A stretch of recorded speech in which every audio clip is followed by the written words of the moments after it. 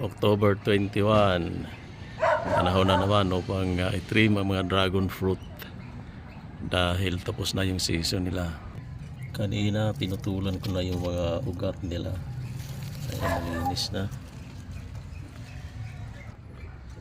Dito ang kinagat ng langgam. Ang laki, ang itim. Sakit pa naman. Kala ko kung ano na yung kumagat. Sinugasan ko ng sabon.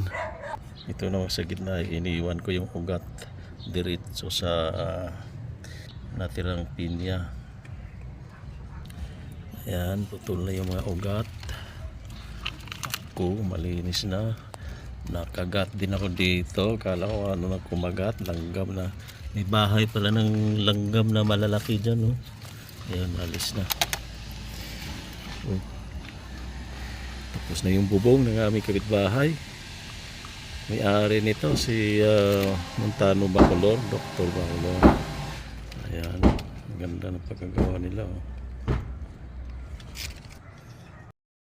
Ating pinakbit na may garnish na pork chop. Ayan na natin itong garnish natin pork chop. Oh.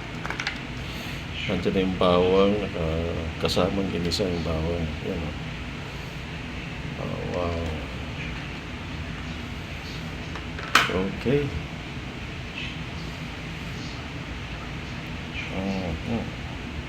Ano kaya lasa nito ngayon?